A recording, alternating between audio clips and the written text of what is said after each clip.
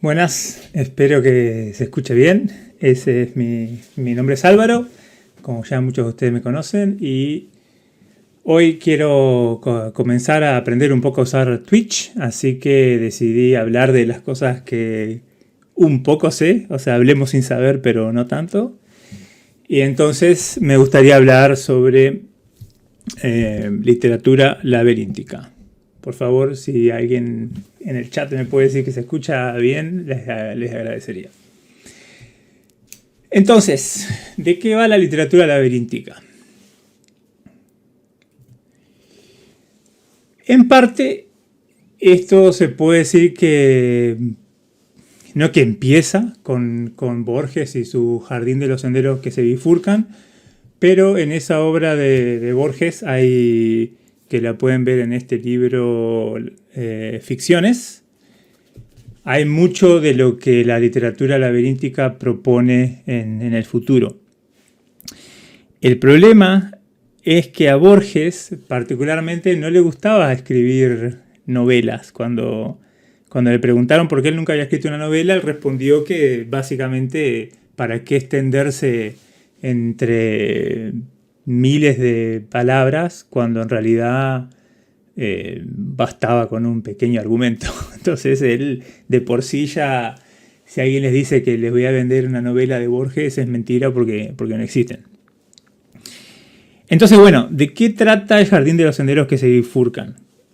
Como muchos cuentos de Borges, hay muchos temas. Uno de ellos es un crimen que ya está planeado y ya está resuelto, o sea, es una novela policíaca básicamente resuelta. Por otro lado, es el comentario de la obra de Choi Pen, que vendría a ser un chino que quiso escribir un libro, y de eso esa es la parte interesante. Y por otro lado, es de un laberinto verdadero en el que va caminando el personaje principal de la historia. Y bueno, entre toda esa mezcla hay todo tipo de análisis literario, porque lo interesante que tiene Borges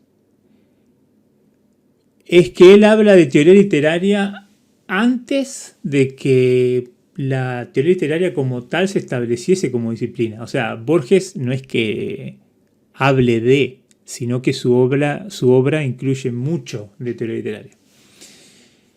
Entonces, en una parte del libro dice que Choi Pen dijo, o Choi Pen diría una vez, me retiro a escribir un libro. Y en otra oportunidad dijo, me retiro a construir un laberinto. Todos imaginaron dos obras. Nadie pensó que el libro y el laberinto eran un solo objeto. Eso dice Borges en el Jardín de los Senderos que se bifurcan. ¿Qué pasa? La obra de Choi Pen es una obra que incluye todos los futuros posibles. O sea, lo que él intentó hacer era que en este momento, por ejemplo, se podría cortar el stream porque se cortó el internet o no sé qué pasó. Y eso hace que no... O sea, que sería un futuro posible. Otro futuro posible es que yo me olvide lo que tengo que decir. Otro es que todos ustedes se aburran y se vayan. Otro es que esto continúe en forma sin ningún problema. Entonces el libro de él quería retratar todas las posibilidades que esa historia presentaba y bueno, por eso es ese laberinto del que habla Borges. Esta idea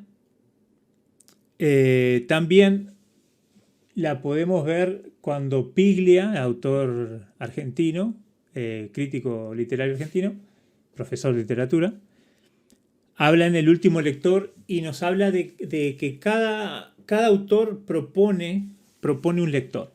O sea, Cervantes en su Quijote nos presenta a alguien que es un ávido lector de libros, de novelas de caballería, y él sale a vivir lo que lee. En Borges tenemos, como dice Biblia, se trata en cambio de alguien perdido en una biblioteca que va de un libro a otro que lee una serie de libros y no un libro aislado. Y para mí esto es una... Ya voy a profundizar un poco en esto. Y dice Piglia, continúa. Es un lector que disperso en la fluidez y el rastreo, que tiene todos los volúmenes a su disposición, persigue nombres, fuentes, alusiones, pasa de una cita a otra, de una referencia a otra. O sea, este lector que propone Borges, que a su vez se ve planteado en su obra, como dice Piglia, es un lector con todos los libros a su disposición.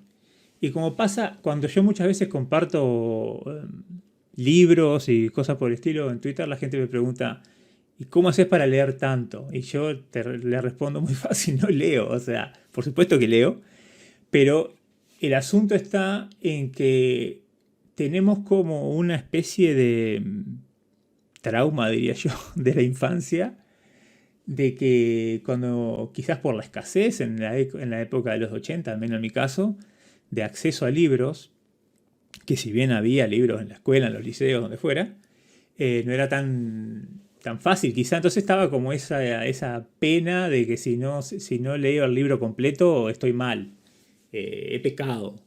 Y para mí no es así. Para mí los libros son objetos para ser usados. Cada cual le da el uso que le parezca más conveniente, así sea soportar, levantar la altura del monitor, como hace mucha gente. O leerlos por una frase o leerlos por el libro entero. Para mí depende mucho del momento de cada uno y a veces, ¿por qué me voy a privar de continuar leyendo otro libro?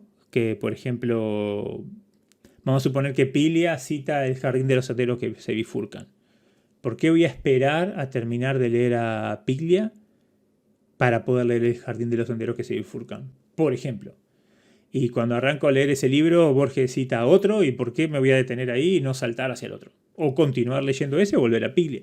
Porque ambos, quizá El jardín de los senderos que se bifurcan o ese otro libro que citaba Borges, me aburrieron, volví a Piglia.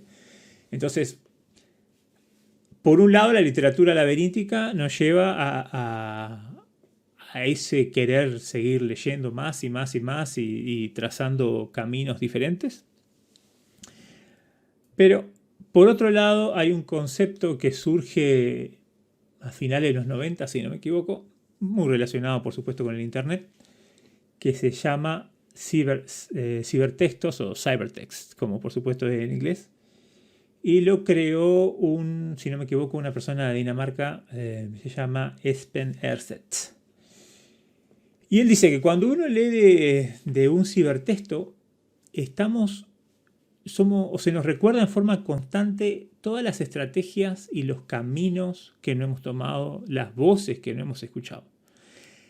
Cada decisión que hacemos va a ser ciertas partes de texto más accesible y otras menos accesible, y quizás nunca vas a saber el resultado de tus decisiones. Eso es, qué cosas hayas perdido. Y es muy interesante esto, porque aparte, y ya voy a ahondar más en esto más adelante, que yo salte de Piglia a Borges, no solo no sé qué me estoy perdiendo de Piglia, sino que a partir de que lea Borges, Piglia va a ser diferente ya. Y Borges es diferente por lo que me dijo Piglia. Entonces, constantemente tenemos una reescritura, por decir de una manera, de los libros a nivel en nuestra mente, por supuesto, que por supuesto no está presente en el texto como tal. Como dice Humberto Eco, o los libros son mecanismos, haraganes, dice él, que dependen del plusvalor que le agregue el lector al libro. El texto como tal tiene muchas interpretaciones y cosas que no están implícitas en el texto, digamos. Entonces, tenemos, como les digo, libros que hablan entre sí, lo que se llaman en teoría literaria intertextualidad. Si hay algún programador ahora escuchando, ustedes verán que cuando leemos código, que es uno de los ejemplos que da Espen Erseth, el código es totalmente laberíntico. Nos lleva que empezamos a leer en una clase cualquiera, un archivo cualquiera, vemos una función, esa función usa ciertos tipos de variables, vamos a la definición de esos tipos de variables para ver de qué se trata, volvemos a la función, buscamos quiénes llaman a la función para entender cómo es esa función, cómo está siendo llamada. Quizás llegamos a una parte de código que no entendemos, hacemos una búsqueda en Google, vamos a Stack Overflow, leemos sobre ese problema particular, por ende nuestra mente vuelve a ese texto ya totalmente diferente, a ese texto que es el código, digamos. Hay tantas cosas caminos que decidimos no explorar cuando estamos cliqueando entre los diferentes archivos. Y así sucesivamente. Entonces, los conceptos estos de teoría literaria, de literatura laberíntica, por supuesto que se aplican al código.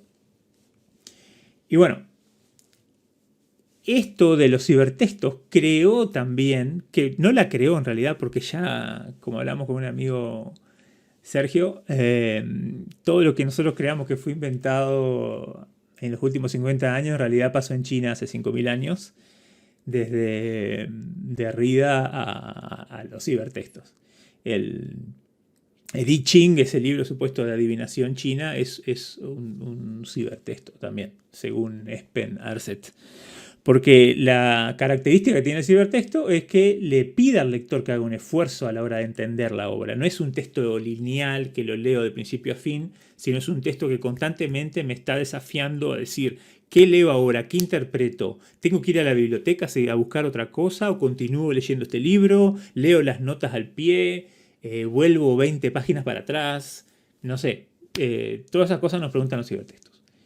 Entonces, les quiero mostrar unos cibertextos que tengo, libros, los tengo por acá, pero para que sea más fácil de ver, grabé unos videos que le intentaré explicar un poco lo que se ve, que ya ni me acuerdo qué fue lo que grabé, pero bueno, acá tengo varios, si quieren me preguntan los nombres o lo que sea. Entonces, uno de ellos es House of Leaves. House of Leaves fue creado por Mark Danielewski y es un libro que ya la tapa, por ejemplo, nos dice la palabra casa aparece de color azul y ese color se va a repetir durante todo el libro, va a estar viéndose diferente. Y es como una especie del Blair Witch Project. Alguien que hizo una película y el libro habla como de esa película como que se perdieron las cintas originales, digamos. El problema que el libro tiene unos 3 autores que se van mezclando entre sí. Hay uno que va describiendo la historia esa de la cinta. Hay otro que es quien encuentra esa descripción y la logra juntar en partes. Y bueno, cada uno de esos escritores se van viendo con diferentes, por ejemplo, tipos de fuente. Ahí vemos, por ejemplo, las notas, ese tal Zampano es quien había escrito el libro original. Ahí tienen, por ejemplo, que hablan del Navidson Record, que es esa película supuesta de la que habla el libro. Por supuesto hay alusiones a Borges. Ahí tenemos los 3 autores en 3 diferentes tipos de fuentes y a su vez 1001 citas, hablan de Derrida, de tanta cosa más. Arriba citan, por ejemplo, a Penelope Reed Dubh, que es una autora de teoría literaria que habla sobre la literatura laberíntica y explica cómo la literatura de por sí, ya desde la Edad Media, tiene una forma expositiva laberíntica. El libro tiene especies de ventanas que, si ustedes ven, simulan transparencia porque lo que se ve de un lado es lo que se está viendo del otro lado de la hoja en forma invertida. Después tiene nombres de arquitectos que están en una parte de la página y están al revés, boca arriba. Y en la otra parte se ven obras arquitectónicas que corresponderían supuestamente a ese arquitecto, habría que googlear. Y como ven ahí en los nombres de las obras, house, casa, siempre aparece en azul, como les decía hoy. Hay capítulos como el 9 que tiene más cita en su primer página que texto en sí. O sea, lo más importante es leer la cita que leer el texto. Y bueno, así tiene de todo un poco mezclado en esta obra. Hay partes, por ejemplo, que citan de Borges. En realidad hay como un plagio de Pierre Menard, que es una obra de Borges que habla del Quijote. Este, y o sea, tenemos la obra original que describe esa película. Después tenemos a alguien que recopila el texto. Y después tenemos a alguien que encuentra esos textos y es como que los publica. Y el que encuentra los textos no sabe nada de literatura. Entonces ve que uno de ellos está hablando de lo fantástico que es Pierre Menard, que no sabe que es una obra de Borges aparte.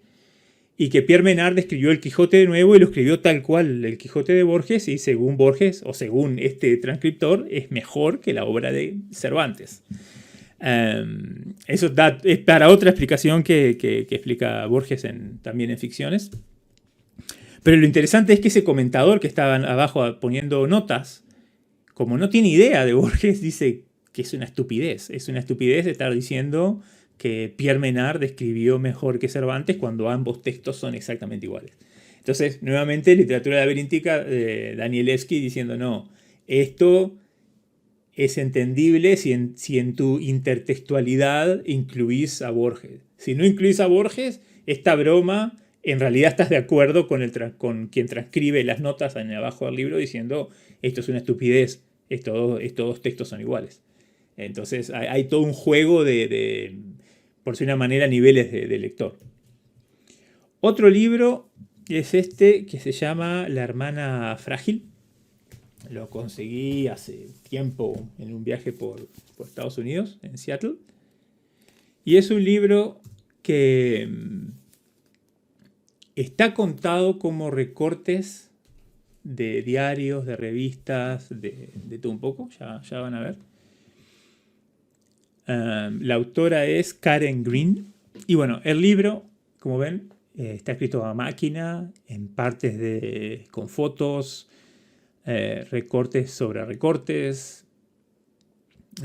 Ahí ven que You Little Stars estaba recortado y pegado encima. Y bueno, así es como esta persona va armando una novela. Ahí ven que es un pentagrama o una hoja con pentagramada a la cual le escriben partes. Invitaciones a un concierto, partituras, partitura, o sea, la invitación al concierto pegado sobre una partitura. Acá tenemos una foto que claramente fue dibujada por alguien y rayada. Y abajo dice, que ahí no se ve, dice que no es un niño lindo, digamos, no era Pretty Child o algo así. Un dibujo de un pez, un puente atravesando la partitura con no sé si acuarelas o qué.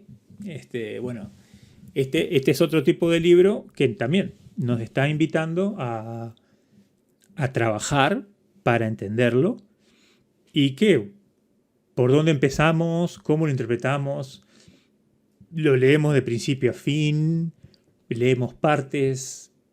¿Qué hacemos cuando leemos este libro? No lo sé y no hay, creo, una respuesta correcta. Nuevamente es como leer código. Cuando leemos código, ¿cuál es la primer clase que hay que leer? Hay que leer la que se llama main. O sea, las leemos en orden alfabético, las leemos según el problema que querramos entender. Hay un bug en conexión a la base de datos, entonces leemos por ese lado, por ejemplo. No sé. Y este tipo de literatura busca lo mismo. Otro más, lo conseguí hace muy poco, está súper interesante, también escrito de una autora, se llama Leanne Shapton. Ella era fotógrafa, si no me equivoco, del New York Times, o trabajaba como periodista para el New York Times. Y este libro está hecho, o como dice también el título, artefactos importantes y de la propiedad personal de la colección de Leonard Doolan y Harold Morris, incluyendo libros, ropa y joyas. Y es un libro que está hecho como un catálogo de un remate. O sea, esto que estamos viendo no se supone que es un libro, sino que es un catálogo de remate. Y ahora van a ver por qué está tan interesante. Lo que hizo la autora es tomar fotos de cada uno de esos objetos y poner la leyenda abajo como haría, como sería un catálogo. Ahora vamos a ver. Se ve que hoy me costaba pasar las páginas. A ver, aquí. Entonces, por ejemplo, ahí vemos una foto que está la pareja de la cual se trata la novela, la cual nos cuenta que esa primera foto, o es la primera foto que se conoce de ellos, la cual fue tomada en Halloween. En Halloween nos explican de qué estaba disfrazado cada uno de ellos, etc. Entonces, en estos pedacitos de historias de vida, la autora nos cuenta la historia de estas personas. Acá vemos, por ejemplo, objetos de ellos, la muchacha cómo se estaba probando diferentes tipos de ropa y se la sacó en un Polaroid. Acá vemos como creo que es ella que le regala un Scrabble con la palabra thank you y después creo que le manda el Scrabble completo, algo por el estilo. Abajo vemos que la autora está haciendo una broma literaria porque ese libro es Ejercicio de estilo de Raymond Queneau. Es un libro que cuenta la misma historia, no sé, pero por ejemplo 50 veces diferentes. O sea, misma historia contada en 50 formas distintas. Y ella, obviamente, esta gente tenía una copia de ese libro, porque es un juego de libros que se citan a otros libros, por supuesto. Bueno, y así seguimos viendo objetos y objetos y más objetos. Pero lo interesante que para mí tiene este libro, más allá de las diferentes interpretaciones, es que las fotos como tales no tienen una historia de por sí, llamémosle, sino que esa historia está dada por el texto que está abajo, que acompaña a cada uno de los objetos. En teoría literaria eso se llama paratexto, que por ejemplo serían los subtítulos que tienen la fotografía en los periódicos, el mismo título del libro, ¿no? Son todas esas cosas que te están dando a entender cómo deberías interpretar la obra o lo que sea. Ya hace poco, cuando comenzó lo de la epidemia de coronavirus acá en Suiza, fui al supermercado y justo veo una góndola del supermercado que estaba completamente vacía. Entonces, yo saco la foto y ¿qué significa esa foto? ¿No? Es que los suizos se abarrotaron los supermercados y compraron todo y no dejaron nada por digamos, la locura de la pandemia. No, lo que estaba pasando en ese momento es que estaban armando las góndolas porque se venía Pascua, entonces estaban llenando de conejos de chocolate todo el supermercado. O sea, yo puedo publicar la foto diciendo los suizos arrasan con la mercadería del supermercado o supermercados vacíos en Suiza por la pandemia, o puedo poner lo que pasó, que fue que estaban reponiendo o rearmando las góndolas porque se venía Pascua. Entonces, como le digo, este libro, en esta literatura laberíntica, literatura argódica que nos pide que hagamos cierto esfuerzo, a su vez nos muestra que nosotros los humanos somos máquinas de interpretar, digamos, y le asignamos todo ese significado a esas fotos porque alguien le puso eso en un catálogo. ¿Cómo sabemos nosotros, por ejemplo, que quien hizo ese catálogo es alguien en quien podamos confiar? ¿Cómo sabemos que el que hizo el catálogo no nos está queriendo vender objetos que en realidad no valen nada? Y está poniéndole toda esa historia para que nosotros querramos comprar esos objetos. Obviamente que no, porque es una novela. Pero se entiende, hay todos niveles de interpretación que se lo estamos dando nosotros porque estamos acostumbrados a tomar de forma lisa y llana lo que se nos presenta y no nos preguntamos por qué está ese subtítulo. ¿Ese subtítulo realmente es lo que está queriendo decir? ¿No nos están engañando? Eso tenemos que pensar, por ejemplo, cuando vemos noticias. Que ¿está pasando lo que la foto está mostrando, por ejemplo? La foto está siendo, quizás fue recortada. Yo me acuerdo un día estaba de vacaciones en una playa ahí y le mando a un amigo la foto de la playa. La foto en realidad mostraba la arena y las palmeras. Abajo era mugre, más mugre de botellas, plástico, lo que fuera, porque los turistas los turistas son otros, no yo, por supuesto. Los turistas habían ensuciado toda la playa. Entonces, ese recuadro que nosotros nos muestra una foto, por más real que parezca, como dice Susan Sontag cuando habla de fotografía, no necesariamente está hablando o está mostrando la realidad tal cual es. Y luego todavía, por ejemplo, en los periódicos se le pone un subtítulo abajo, como en este caso, diciéndonos, dándonos un supuesto contexto. Pero, o sea, no estoy diciendo que hay que desconfiar de la prensa y ponernos un gorro de hojalata y desconfiar de todo, no estoy hablando de eso, sino que tenemos que ser inteligentes a la hora de afrontar cualquier texto y preguntarnos, ese paratexto que nos está guiando la interpretación, ¿hasta dónde es fidedigno? ¿Tengo que creerlo? ¿Es una ironía? ¿Es una broma del autor? Esta autora, por ejemplo, cuando pone el libro de Kenao, el del ejercicio en estilo, ya ahí nos está mostrando, diciendo, si conoces esa obra literaria, te está diciendo, atención, atenti, acá está pasando algo. Porque qué casualidad que este libro es rarísimo y todavía tienen ese otro objeto, ¿no? En fin. Este otro, más raro aún, este es de la época de la época de las Torres Gemelas, entonces maneja la tecnología de esa época, digamos. Y es un libro que está como que fuera un documento Word que fue recuperado o algo por el estilo. Es por Matthew McIntosh. Y trata de, o sea, como de reconstruir una historia. Hay partes que están como que el editor no participó o no... no sé si el video se está reproduciendo, ¿no? Sí. Ahora van a ver. Entonces, ¿qué pasa? El libro utiliza muchos recursos para, para llevarnos a interpretar cosas. Por ejemplo, ahí está contando la parte que está en mayúscula y letras grandes. Que, o sea, ¿cuándo tenemos un libro que cambia tanto el tamaño de fuente? No es tan común. Y ven que está todo como fragmentado con esos asteriscos. ¿Qué significa? ¿Qué está pasando? No sé. Y acá es porque básicamente alguien está diciendo a otra persona que prendan el televisor porque están chocando aviones o estrellándose aviones contra las Torres Gemelas y la gente se está tirando por las ventanas. Bueno, todo lo que sabemos que pasó en ese atentado, en esa tragedia. Entonces, por ejemplo, ahí tienen uno. Después, otra página del libro, hay huellas. ¿De quién son esas huellas? ¿Qué significan? Ve tú a saber. Después, como les decía, partes que están censuradas y partes que están borradas, como que hubo alguien que estuvo editando el texto y no borró, no sé, o sea, es un libro que fue publicado y editado. Si eso no estaría ahí, se tendría que haber borrado completamente. Entonces, ¿podemos confiar en quien nos presenta este libro, por ejemplo, siendo que hay cosas que están borradas y que nos están diciendo, mira que acá hay algo que no te quiero contar? ¿Qué quiere decir este libro? Y bueno, y ahí vemos de todo un poco, o sea, de diferentes partes que tiene. Y el último que les quiero mostrar, creo que es el último, es este que se llama La nave de Teseo. Este libro tiene muchísimos niveles porque está el problema filosófico de la nave de Teseo. Como ven, el libro tiene número, así fue comprado, como que fuera sacado de una biblioteca, ¿no? Y el problema de la nave de Teseo es el siguiente.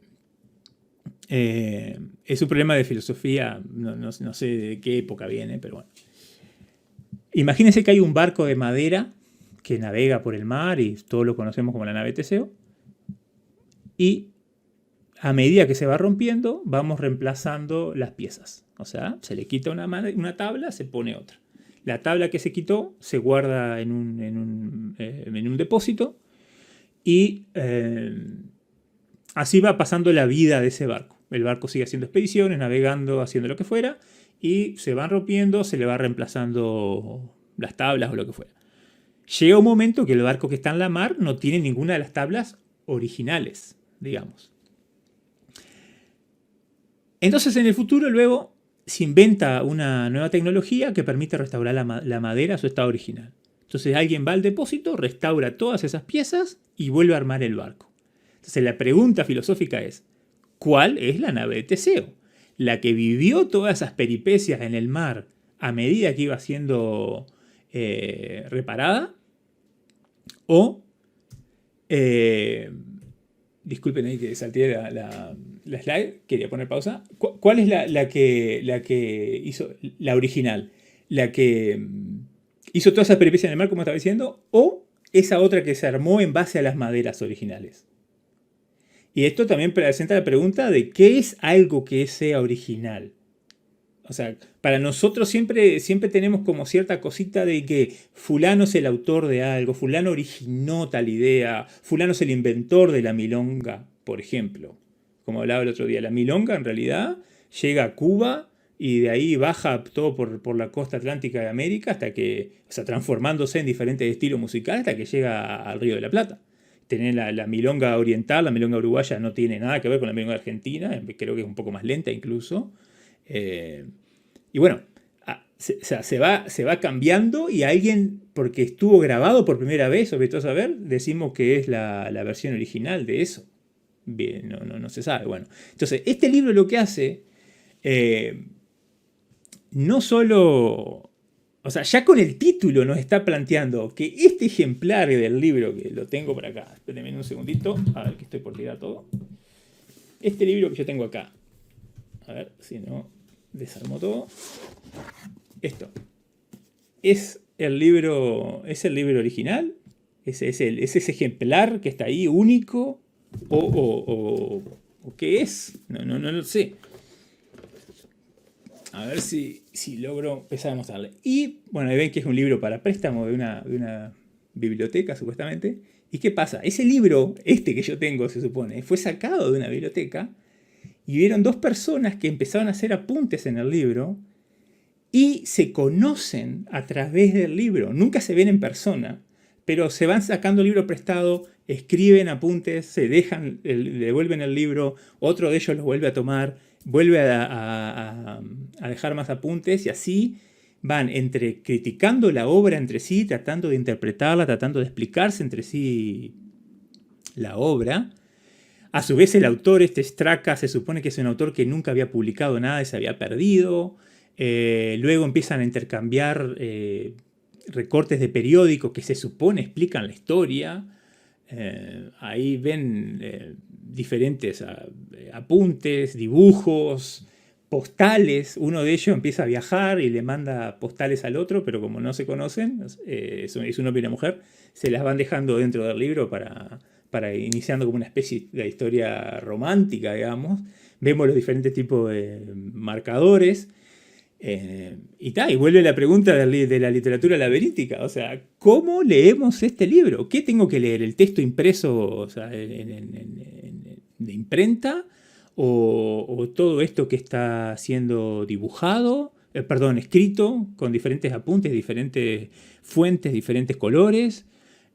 ¿O miro las postales y todos esos recortes que están adentro? ¿Verifico que eso sea real o no? ¿Qué es lo que tengo que hacer con este libro? Entonces, nuevamente, volvemos a eso de que a los libros somos nosotros quienes los hacemos, quienes decidimos darle su uso, quienes decidimos si leerlos completo o no. Imagínense cuando tenemos como decía hoy, ese trauma de la infancia de que al libro lo tengo que leer todo. Bueno, vamos a sentarnos a leer todo este libro. ¿Qué tengo que hacer? O sea, ¿por dónde empiezo? O sea, es muy difícil. Es muy, muy, muy difícil. Entonces, eso es una noción del por dónde empiezo. Esa es una noción que es bastante, quizá anticuada, digamos. Ya en la década del 60, Barthes, un autor francés, también lingüista y semiótico de todo un poco, decía que a un texto le ganamos entrada, obtenemos entrada, no sé cómo se traduce, por diferentes lugares. Y ninguno de esos lugares se puede declarar en forma con autoridad de que es el principal. En el código de programar esto es 100% así. Ahora, en la literatura siempre se nos hace creer que tenemos que agarrar el libro del principio y leerlo todo hasta el final, sin saltear nada. Primero que nada, las obras tienen lo que se llaman los flashbacks, o sea, las saltás al pasado y hacia el futuro. O sea, el orden que tiene un libro es el orden arbitrario que eligió el autor. El autor también fue Barthes, creo, quien escribió el artículo La muerte del autor. O sea que básicamente en la década del 60 se le quita autoridad al autor, como decir que es quien, o sea, autor, autoridad, que es quien tiene la última palabra sobre el significado de la obra. Quizás nosotros cuando fuimos a la escuela, al menos lo que los abuelos como yo de la década del 80,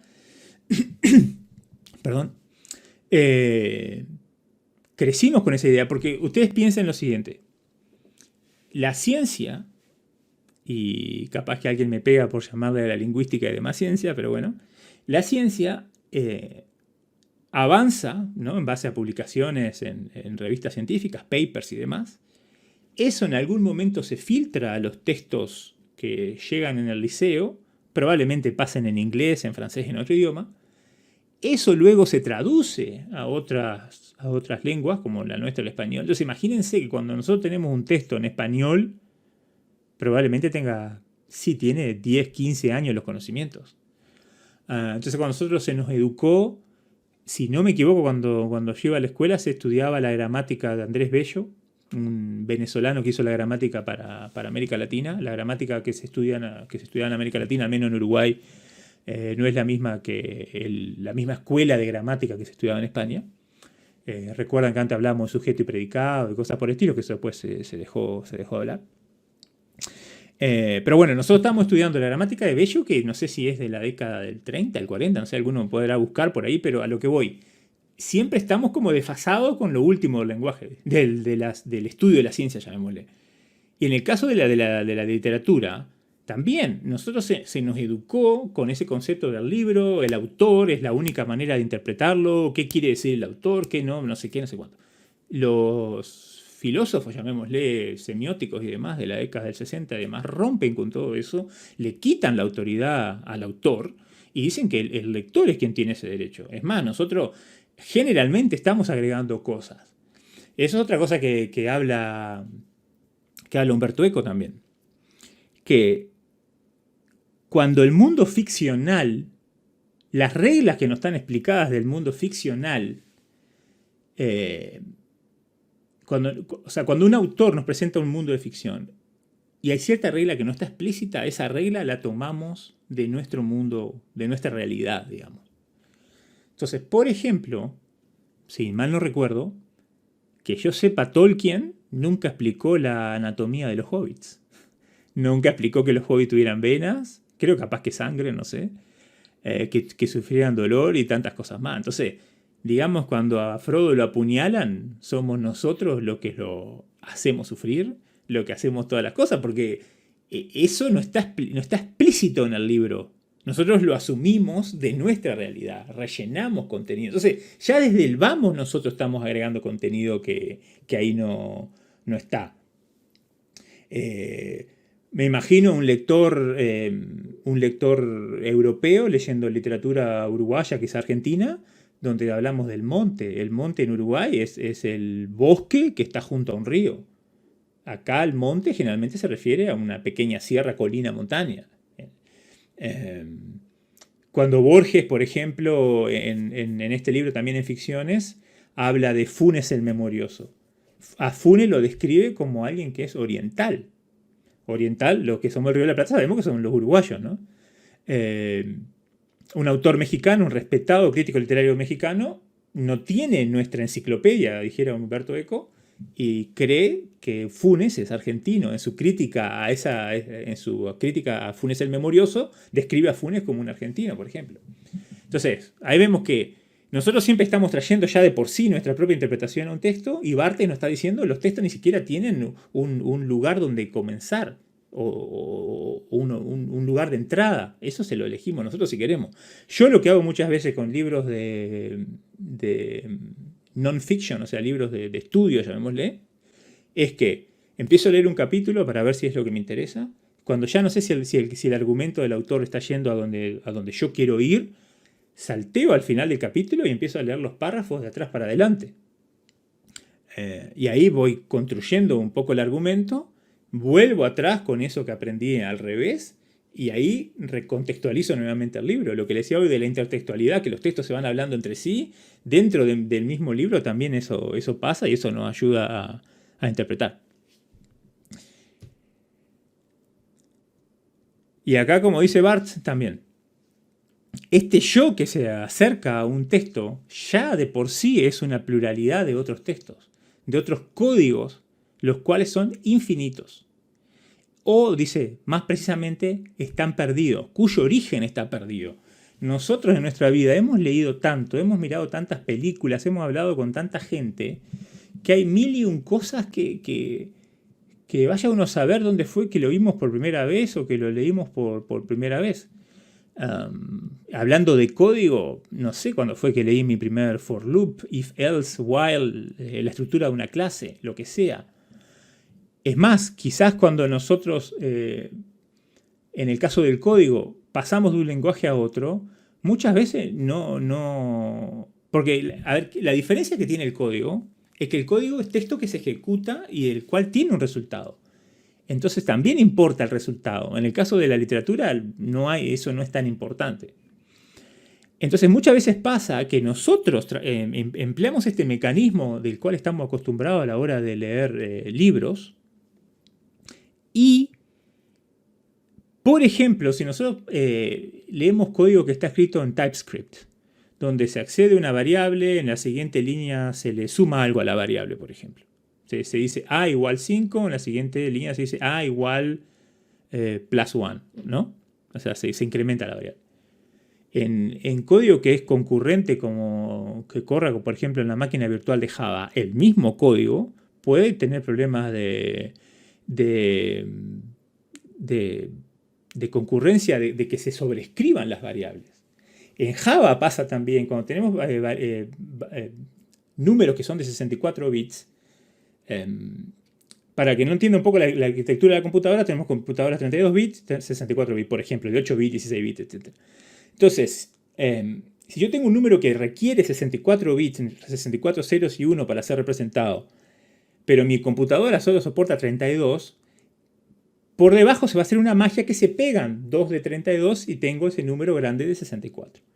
Pero en la especificación de la máquina virtual de Java, no dice que esos dos números que están pegaditos, digamos, se tengan que usar de forma atómica. Entonces yo puedo estar accediendo a una variable, haciendo una suma, y modifica un thread, o sea, una línea de ejecución del programa, modifica la primera mitad, la otra línea de ejecución modifica la segunda mitad, y el resultado final en esos 64 bits, vaya a saber uno qué es. Entonces, a lo que voy, código que se puede leer de una manera en TypeScript y que puede ser totalmente seguro, o sea, a lo que voy, se están manejando 64 bits siempre en forma atómica, como se dice, en Java no necesariamente puede estar pasando eso. Y nosotros, lectores que estamos trayendo cosas de diferentes textos, que podemos estar interpretando algo de la forma totalmente equivocada. Entonces, o equivocada. En el caso del código podríamos decir que está equivocada, pero porque hay un resultado del que se busca. Pero en el caso del texto, como un texto literario, no tenemos la menor idea. Entonces vuelvo, para terminar, no sé si tienen preguntas, si quieren hacerlas en el chat o no, si no, vamos terminando por acá, al texto de Borges. Dice, soy Penn diría una vez, me retiro a escribir un libro, y otra, me retiro a construir un laberinto. Todos imaginaron dos obras. Nadie pensó que libro y laberinto eran un solo objeto. Borges en el Jardín de los Senderos que se bifurcan.